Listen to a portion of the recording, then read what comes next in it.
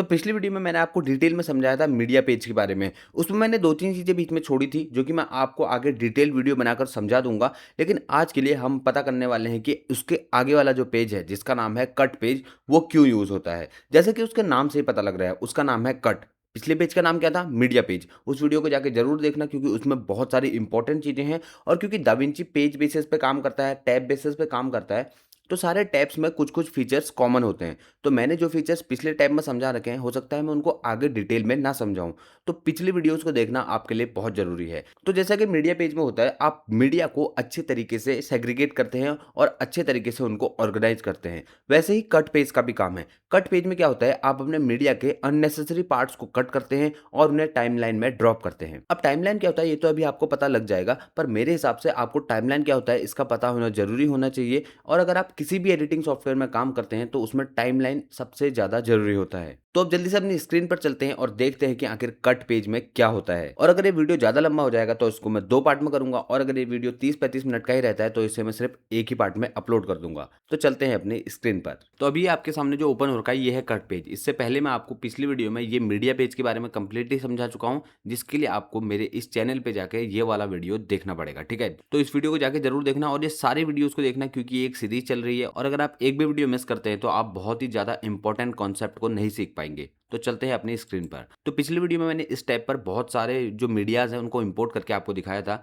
आज मैं आपको सीधे कट पेज को करके दिखाता हूँ और मैं ना आपको शुरुआत में ही कह चुका हूँ कि ये जो दाविंची रिज़ॉल्व है, ये बहुत ही प्रोफ़ेशनल जो बड़े-बड़े मीडिया हाउसेज़ हैं उनको भी ध्यान में रख के बनाया गया है। तो इसमें बहुत सारी चीज़ें, जो इसका वर्कफ़्लो है, ज़रूरी नहीं है कि आप उसी तरीके से करें जैसा सॉफ्टवेयर ने बना रखा है। मैं आपको पहले ही बता चुका हूँ कि मैं मीडिया और कट पेज का यूज़ मोस्टली नहीं करता हूँ। क्यों? क्योंकि छोटी क्लिप्स होती है, कम नंबर ऑफ क्लिप्स होती हैं, तो मुझे ज़रूरी नहीं है कि एक टैब में जाऊँ, फिर दूसरे टैब में जाऊँ, फिर तीसरे टैब में जाऊँ। मैं डायरेक्टली ही एडिट पेज में काम करता हूँ और उसी का एक छोटा-सा डेमो मैं अभी आपको दिखाऊँगा, क्योंकि मैंने जो क्लिप्स हैं वो मैंने मीडिया पेज में इम्पोर्ट करके नहीं रखी है। मैं डायरेक्टली कट पेज में आया हूँ और यहाँ भी मैं डायरेक्टली मीडियाज़ को इम्पोर्ट कर सकता हूँ। तो सबसे पहले हम यहाँ पे क्या करेंगे, ये जो टैब है, ये आपका, ये मान लीजिए कि मीडिया पूल है। यहाँ जो भी चीज़ें आप दाविंची के अंदर लाएँगे, वो सब चीज़ें इस वाले कोने में रहेंगी। पिछली वीडियो में मैं आपको समझा चुका हूँ, वो यही सेम चीज़। जो मीडिया टैब का ये वाला सेक्शन है, जहाँ आपने चीज़ों को ला के रखा था, वो अब आपके इस कोने में आ जाएगा, ठीक है? इसमें ऊपर आप देख रहे होंगे कि मीडिया पूल सिलेक्टेड भी है। अब यहाँ पे हम अगर राइट क्लिक करेंगे तो यहाँ पे हम बिन बना सकते हैं, जो कि मैं आपको पहले ही बता चुका हूँ। इस बिन का नाम हम रख देते हैं रॉ मीडिया। अब इस रॉ मीडिया में हमको कुछ वीडियोज़ इम्पोर्ट करनी होंगी।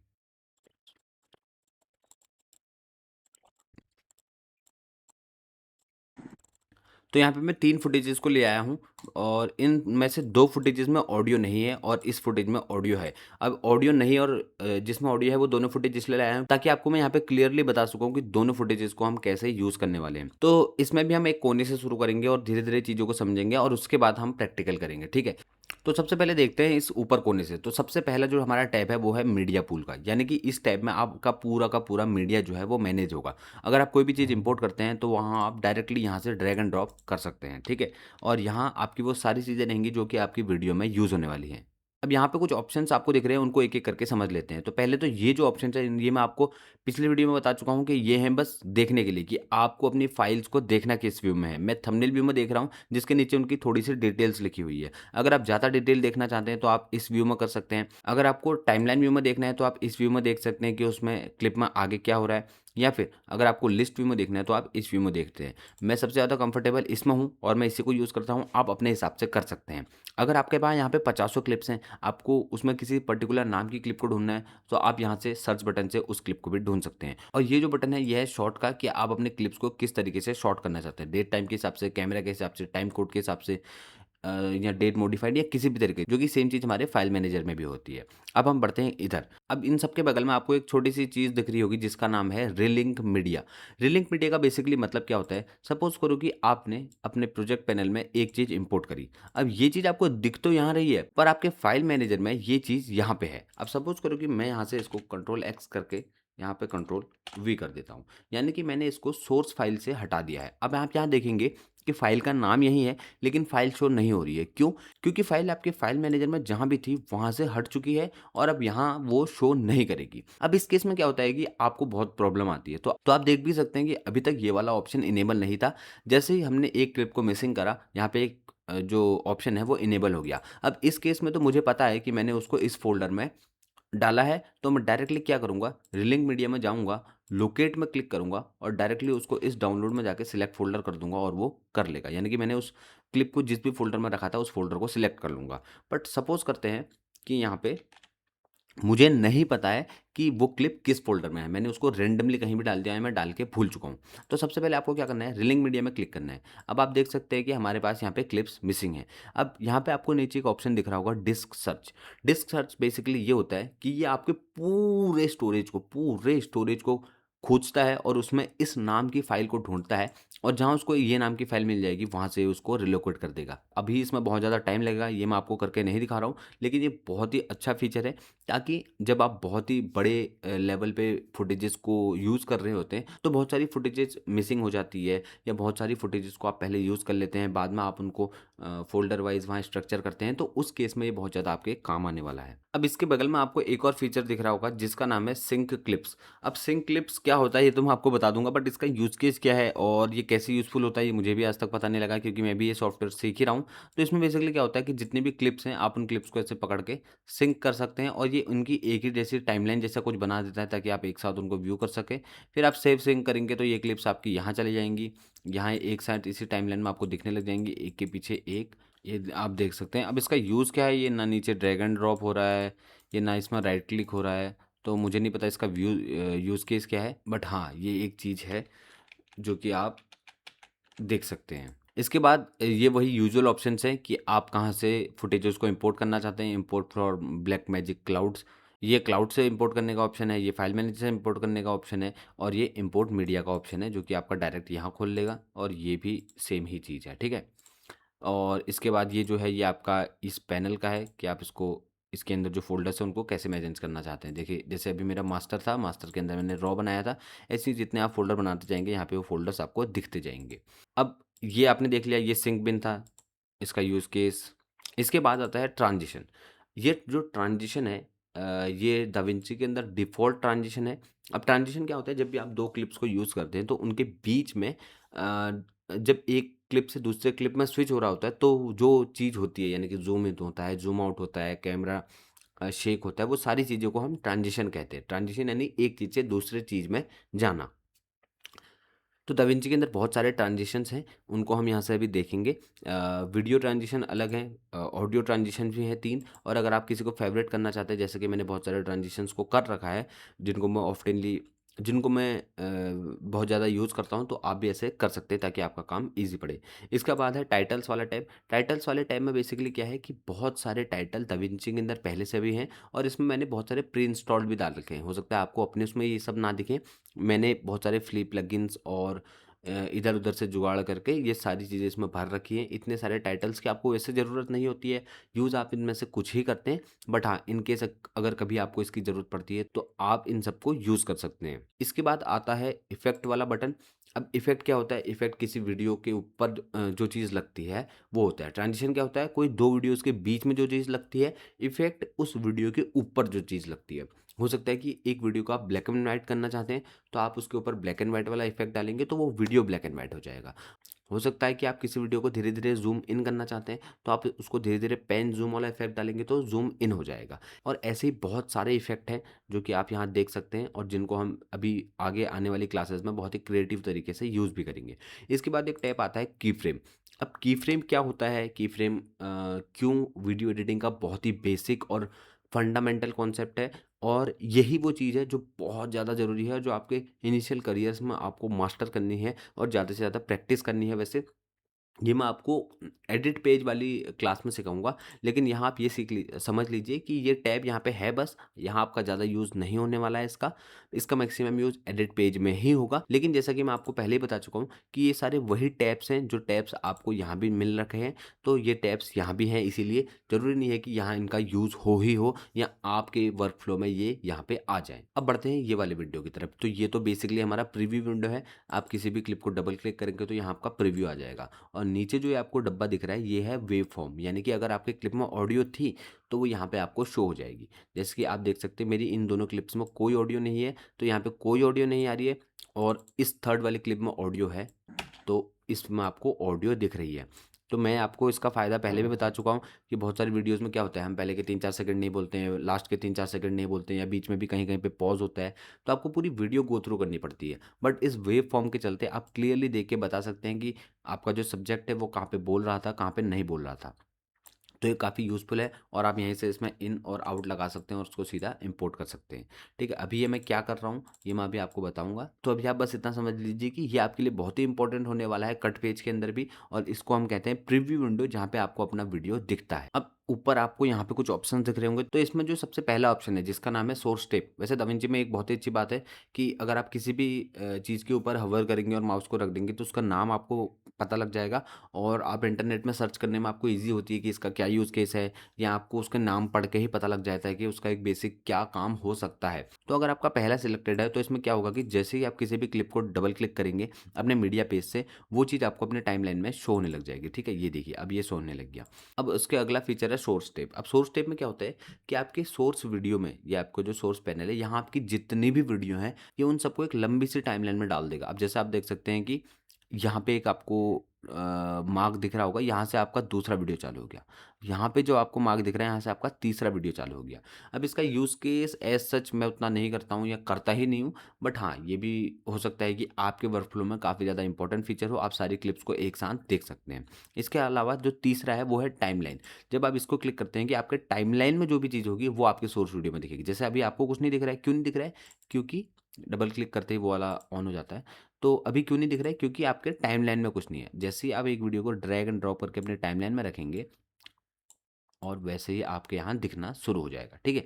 अब ये जो ऊपर ऑप्शंस आपको दिख रहे हैं, इन सबको मैं आपको अभी तब समझाऊँगा जब मैं आपको अपने मीडिया पेज में वीडियो को इंपोर्ट करके दिखाऊँगा। तो सबसे पहले इन तीनों वीडियोज़ को पकड़ते हैं और अपने टाइमलाइन में इंपोर्ट कर लेते हैं। अब आप देख सकते हैं कि आपको 2 टाइमलाइन दिख रही है। तो अब ये 2 टाइमलाइन क्या है? तो दाविंची में बेसिकली क्या है कि जैसे कि मैं आपको पहले ही बता चुका हूँ कि ये वाला जो टैब है ये एडिट करने के लिए नहीं है, ये बस कट लगाने के लिए है।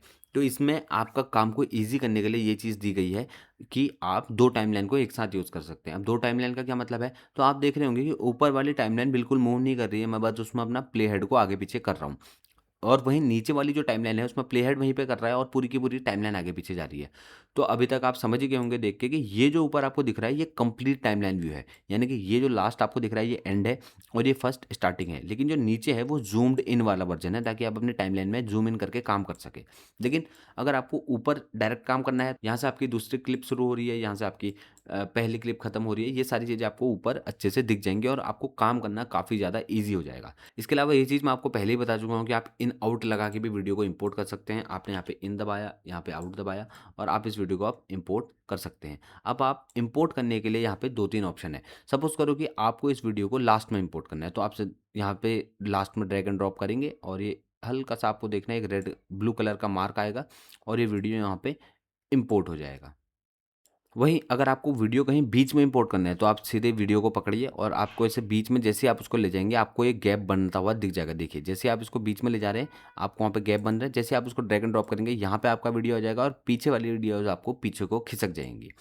तो यहाँ पे जो 2 ऑप्शंस आपको दिख रहे हैं, इनका मतलब है कि इस ऑप्शन में है कि आपका खाली वीडियो इंपोर्ट होगा और इससे आपका खाली ऑडियो इंपोर्ट होगा। ये सारी चीज़ें जो हैं, ये है इंपोर्ट करते वक़्त आपकी काफ़ी यूज़ होती है। इनिशियली यूज़ नहीं होती है, बट सपोज़ करो कि आप किसी बड़े प्रोजेक्ट पे काम कर रहे हो। आपने वो प्रोजेक्ट बहुत ज़्यादा एडिट कर दिया है, लेकिन अब आपको फीडबैक आया है कि आपको स्टार्टिंग के कुछ टाइम बाद आपको कुछ क्लिप्स को ऐड करना है। अब उस केस में क्या होता है कि आप क्या करते हैं कि आप पूरी टाइमलाइन को सिलेक्ट करते हैं, पूरी टाइमलाइन को सिलेक्ट करते हैं, फिर उसको पीछे करते हैं, वहाँ पे गैप बनाते हैं, फिर वहाँ पे वीडियोज़ को इंपोर्ट करते हैं। बट उस चीज़ से बचने के लिए यहाँ पे कुछ स्मार्ट इंपोर्ट के फीचर्स दिए गए हैं, जिनको आप यूज़ कर सकते हैं। इनको मैं एक-एक करके आपको आने वाली वीडियोज़ में, क्योंकि ये इस टैब में भी हमारे हैं यहाँ पे, डिटेल में समझाऊँगा, ठीक है? इसके बाद ये जो यहाँ पे आपको ऑप्शंस दिख रहे हैं, ये कुछ बेसिक ट्रांज़िशंस हैं, जिसको आप चाहते हैं तो लगा सकते हैं। जैसे मैं इस पे क्लिक करूँगा, आप देखिए डिसॉल्व वाला ट्रांज़िशन लग गया और धीरे-धीरे आपकी क्लिप रिवील होगी ब्लैक से।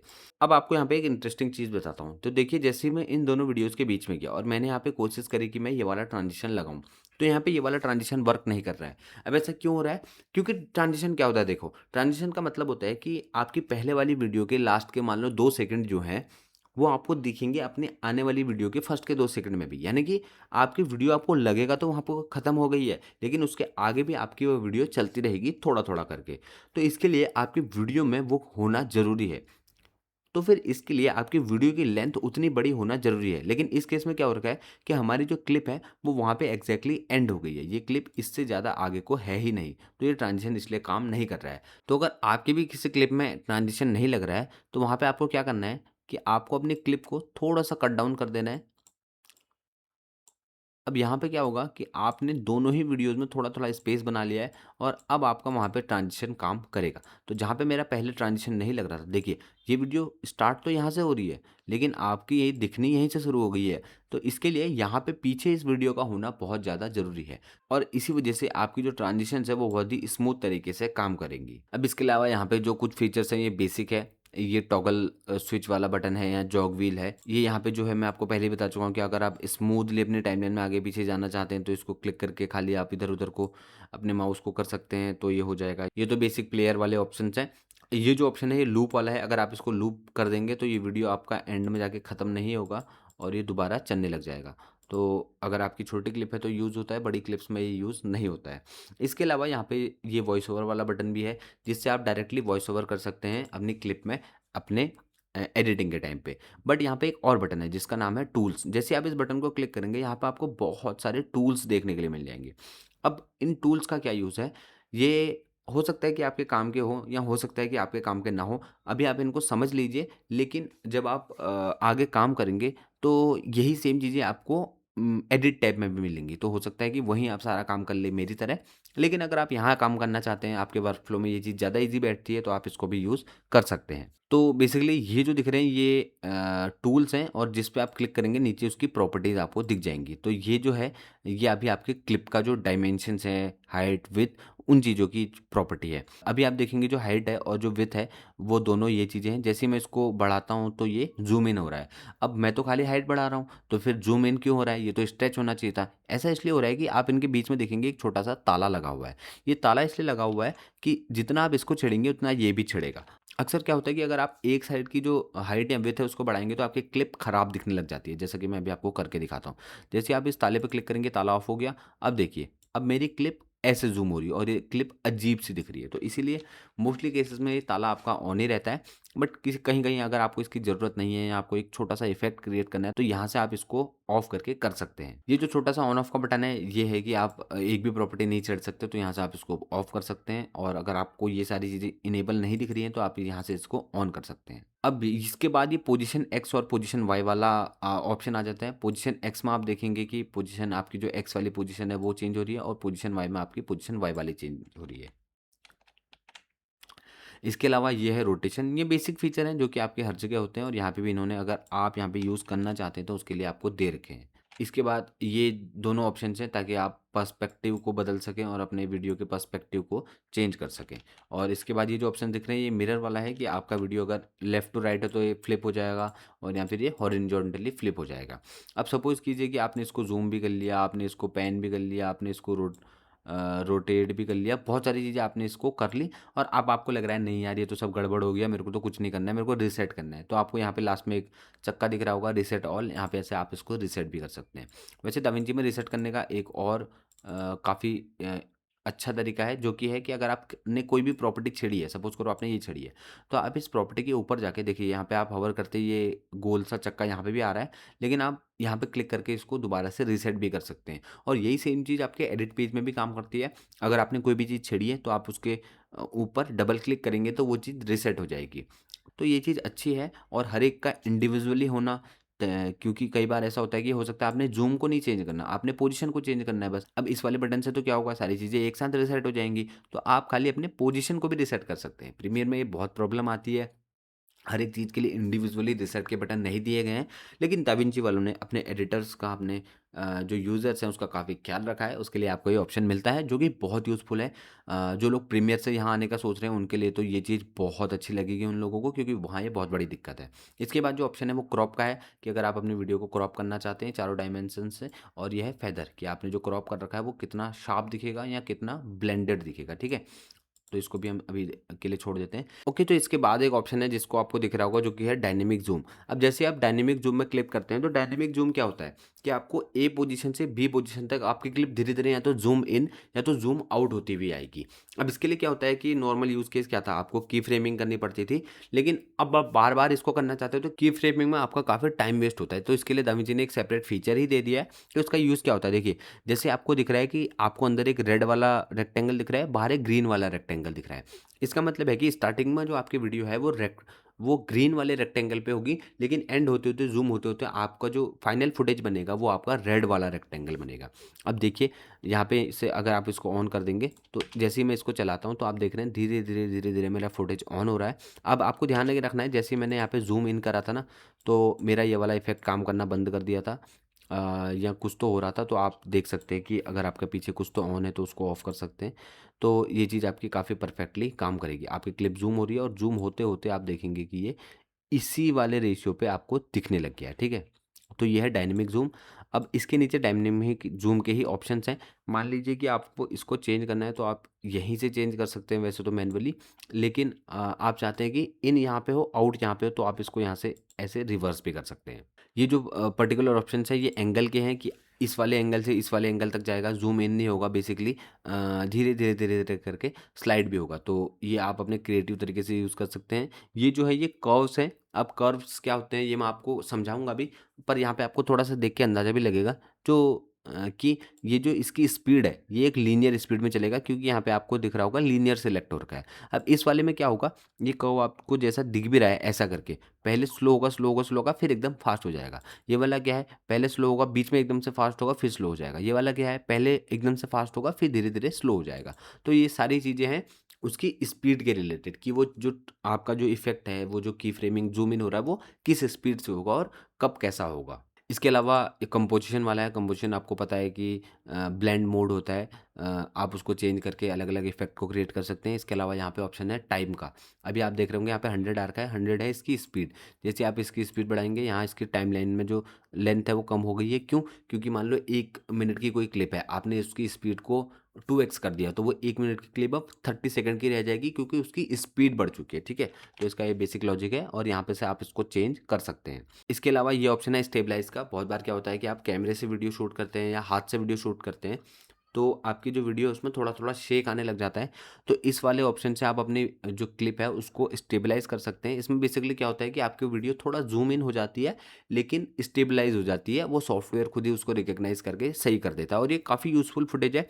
हमेशा नहीं होगा कि आपके पास गिम्बल वाले ही शूट आएँ। बहुत बार ऐसा होगा कि आपके पास शेकी फुटेजेज़ आ रखी हैं, आप इस ऑप्शन से उसको सही कर सकते हैं। इसके बाद लेंस करेक्शन वाला एक फीचर है। तो लेंस करेक्शन बेसिकली क्या होता है कि हो सकता है शूट करते वक्त जो लेंस था वो थोड़ा डिस्टॉर्टेड था, तो आप उसको सही कर सकते हैं, या फिर आप एक पर्टिकुलर इफेक्ट क्रिएट करना चाहते हैं तो आप उसको भी सही कर सकते हैं। वैसे ये फीचर दाविंची रिजॉल्व के स्टूडियो वर्जन में है। आपको ऐसे ही स्क्रीन में दिखेगा जब भी आपको स्टूडियो वाला फीचर यूज़ करेंगे। फीचर तो आपको दिख जाएगा लेकिन वहाँ पे लिखा हुआ आ जाएगा। मैं भी फ्री वाला वर्जन यूज़ कर रहा हूँ। यकीन मानिए फ्री वाला वर्जन मोर देन इनफ है, लेकिन मैं भी इन फ्यूचर में खरीदूंगा प्रो वाला वर्जन। आप भी खरीद सकते हैं, लेकिन स्टार्टिंग के बहुत ज़्यादा टाइम तक आपको उस पेड वाले वर्ज़न की नीड नहीं होगी। इसके बाद आपको कलर व्हील मिलता है। आप ऑटो कलर करके उसको कलर ग्रेड कर सकते हैं। देखिए मैंने जैसे ही किया वहाँ हो गया। अ, ऑन ऑफ करके मैं आपको दिखाता हूँ। ये बहुत ही बेसिक फीचर है, क्योंकि ये कलर के लिए तो दाविंची फ़ेमस है। पूरा का पूरा आपको टैब मिलता है। तो यहाँ पे आप एक बेसिक लेवल की कलर करेक्शन कर सकते हैं। इसके बाद है म्यूज़िक वाला, आप ऑडियो को ज़्यादा या कम कर सकते हैं। इसके बाद है इफ़ेक्ट वाला। अब ये क्या है, फ्यूज़न ओवरले और ओपन इफ़ेक्ट्स ओवरले। ये बेसिकली क्या होता है, कुछ-कुछ इफ़ेक्ट आपके फ्यूज़न के लिए बने होते हैं और फ्यूज़न में ही बने होते हैं, जिनको आप फ्यूज़न में जाके चेंज भी कर सकते हैं। कुछ-कुछ इफ़ेक्ट आपके डायरेक्ट एडिट पेज के लिए होते हैं। तो ये वही चीज़ है। अगर आप यहाँ पे कोई इफ़ेक्ट डालेंगे तो यहाँ पे उसके कंट्रोल्स आएँगे, या आप यहाँ से उसको ऑन और ऑफ कर सकते हैं। अब बढ़ते हैं ऊपर की तरफ। ये जो आपको यहाँ 4 चीज़ें दिख रही हैं, ये बहुत ही ईज़ी हैं। इनका यूज़ केस यहाँ पे उतना नहीं है, लेकिन ये यहाँ पे रखी गई है, क्योंकि कई-कई बार क्या होता है कि आपको खाली क्लिप में लाके उसको इन एंड आउट लगा के रेंडर निकालना होता है। तो ये जो पहला ऑप्शन आपको दिख रहा है, ये दिख रहा है क्विक एक्सपोर्ट का। सपोज़ करो कि आपने एक टाइमलाइन बनाई, आपको ज़्यादा काम नहीं था, आपने इन और आउट लगाया, उनको एक साथ बैठाया और यहाँ से आप उसको बाहर निकालना चाहते हैं, क्योंकि आप उसको किसी और सॉफ्टवेयर में एडिट करना चाहते हैं, या फिर आपका वो क्लिप एडिटेड ही था, बस आपको उसमें से काट-छाँट करनी थी। तो यहाँ पे आप क्या कर सकते हैं, डायरेक्टली यहाँ से क्विक एक्सपोर्ट का बटन दबा सकते हैं और आपको किस कोडेक में उसको एक्सपोर्ट करना है वो सारी चीज़ें आप यहाँ पे से सिलेक्ट करके डायरेक्टली एक्सपोर्ट कर सकते हैं। ये क्विक एक्सपोर्ट वाला बटन आपको हर टैब में मिलेगा। तो आपके पास एक ईज़ रहती है कि आप किसी भी टैब से वीडियो को डायरेक्टली एक्सपोर्ट कर सकते हैं। और अगर आप ऐसा नहीं करना चाहते हो तो डायरेक्टली यहाँ पे लास्ट में एक डिलीवर पेज भी है, जिसको भी हम आने वाली वीडियो में समझेंगे। वैसे जो एक्चुअल एक्सपोर्ट होता है वो इसी पेज से होता है और ये भी बहुत ही ज़्यादा एडवांस लेवल का पेज है। इसके बाद आपको दिख रहा होगा फुल स्क्रीन वाला एक बटन है। इससे बेसिकली कुछ नहीं होता, आपकी वीडियो फुल स्क्रीन में चलने लग जाती है ताकि आपका प्रीव्यू करना आसान हो जाए। मिक्सर वाला बटन आपको यहाँ पे दिख रहा होगा। मिक्सर वाला बटन में आपको 2 ऑप्शन दिख रहे हैं। यहाँ पे आपको उसको मैं थोड़ा-सा समझा देता हूँ और आगे इसका यूज़ केस भी है। सपोज़ करो कि आपके टाइमलाइन पे, अभी मैं आपको दिखाता हूँ, आपके टाइमलाइन पे 2 वीडियोज़ हैं। देखिए, जैसे ही मैंने यहाँ पे टाइमलाइन पे 2 वीडियोज़ एक साथ रखी हैं, यहाँ पे आपको A1, A2 दिखने लग गया होगा। अब इसका क्या मतलब है? जो ये है, ये A1, ये पूरी इस A1 लाइन, आपको A1 कहाँ है? ये है A2, A1। तो जो जैसे आपको यहाँ पे A1 दिख रहा है, तो जो A1 है, ये आपकी पूरी इस A1 लाइन की ऑडियो के लिए है। देख रहे हैं आप? एक के पीछे जो एक वीडियो लगी है, पूरी लाइन की ऑडियो आप यहाँ से कंट्रोल कर सकते हैं। जैसे आप इसको यहाँ से बढ़ाएँगे ना, जैसे यहाँ पे आपको +6 दिख रहा है, ये +6 इन सारी क्लिप्स में जो एक के पीछे एक लगी है, इनके लिए हो गया होगा, लेकिन इसको इसने इफ़ेक्ट नहीं करा होगा। अगर आपको इसका चेंज करना है, जो कि एक के पीछे एक लगा है, यहाँ से आप A2 से बढ़ा के इसको आप कर सकते हैं।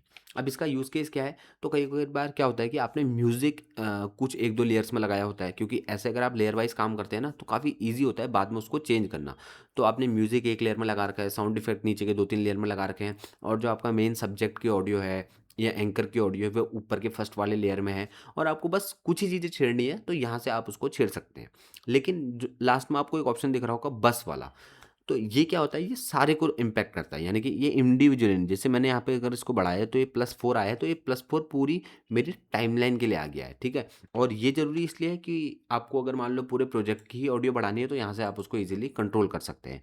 इसके बाद जो टैब आता है वो है इंस्पेक्टर टैब। अब जो इंस्पेक्टर टैब है, ये दाविंची रिज़ॉल्व के अंदर आप इसको ऐसे समझ सकते हैं कि आपका गैरेज है। नहीं, गैरेज जो होता है ना, उसमें मैकेनिक्स के टूल किट होती है ना, कि टूल किट ही अगर उसके पास नहीं है तो वो गाड़ी को खोलेगा कैसे? वो गाड़ी को सही कैसे करेगा? तो ये जो इंस्पेक्टर टैब है, आपको यहाँ दिख भी रहा होगा वो कि यहाँ पे टूल्स का निशान है।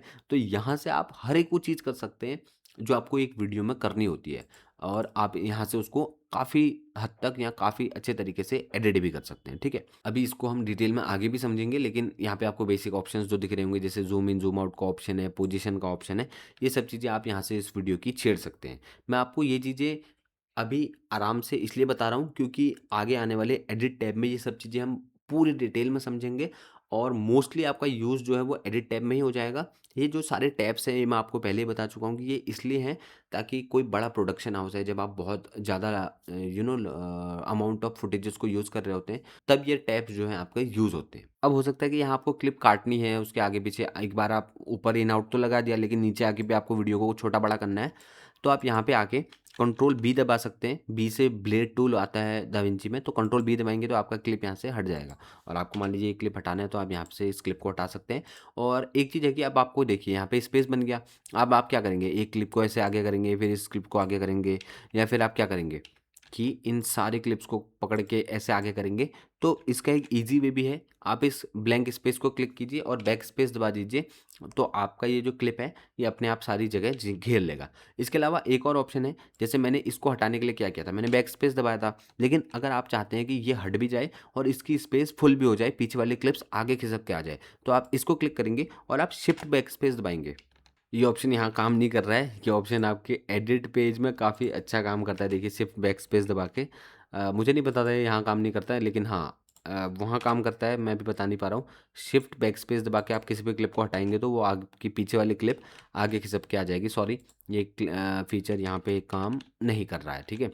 तो अभी के लिए हम वापस कर देते हैं सब कुछ। तो आई थिंक इस पेज में जितनी भी नेसेसरी चीज़ें थी वो सब हो चुकी है कवर। अब देखो यहाँ पे कुछ ऑप्शंस थे, इनको मैं आपको लगा के भी दिखा देता हूँ, जो कि बहुत ज़्यादा यूज़फुल यहाँ के लिए नहीं है, लेकिन मान लो कि मुझे सीसीटीवी वाला इफ़ेक्ट लगाना है, तो मैं डायरेक्टली यहाँ पे से लाके ड्रैग एंड ड्रॉप कर दूँगा और आपकी इस वीडियो के ऊपर सीसीटीवी वाला फुटेज लग गया है। अब जैसे आप इस वीडियो को क्लिक करेंगे, इंस्पेक्टर टैब में जाएँगे, तो इफ़ेक्ट में ऊपर आप देख रहे थे, ये वीडियो के इफ़ेक्ट है, यहाँ से आप वीडियो छेड़ सकते हैं, यहाँ से आप ऑडियो छेड़ सकते हैं। अब यहाँ पे इफ़ेक्ट वाला भी ऑन हो गया है, यहाँ से आप अपने इस इफ़ेक्ट की जो कंट्रोल्स हैं, उनको छेड़ सकते हैं, ठीक है? ये चीज़ें आपको वहाँ वीडियो में चेंज होती हुई दिख रही होंगी। यहाँ से आप रीसेट कर सकते हैं, यहाँ से आप इसको डिलीट कर सकते हैं। अब आपको ट्रांज़िशन यहाँ पे दिख रहा होगा क्योंकि इस वाली क्लिप में हमारी ट्रांज़िशन लग रखी है। जैसे आप इस क्लिप में जाओगे, यहाँ आपको ट्रांज़िशन वाला टैब भी बंद होता हुआ दिख जाएगा क्योंकि इस क्लिप में आपकी कोई ट्रांज़िशन यूज़ नहीं हो रखी है। ऐसे ही सेम आप को टाइटल अगर इम्पोर्ट करना है तो आप टाइटल इम्पोर्ट कर सकते हैं और जैसे आपका टाइटल इम्पोर्ट हो जाएगा, अ, इंस आप उसमें इंस्पेक्टर टैब से कुछ भी आप उसको लिख सकते हैं और आप उसके इन कंट्रोल्स को छेड़ सकते हैं। ये कंट्रोल्स मैं आपको बताऊँगा, ऐसा मत सोचना कि मैं आपको ऊपर-ऊपर से ही समझा रहा हूँ क्योंकि आने वाले टैब में ये सारी चीज़ें इनका डिटेल यूज़ है। ये यहाँ पे बस आपको दे रखी हैं ताकि आप यहाँ पर से काम करके जाना चाहते हो तो आप वो भी कर सकते हैं। तो मुझे लगता है कि आज की वीडियो में मैं इतना ही। तो आई होप आपको एक कट पेज समझ आ गया होगा।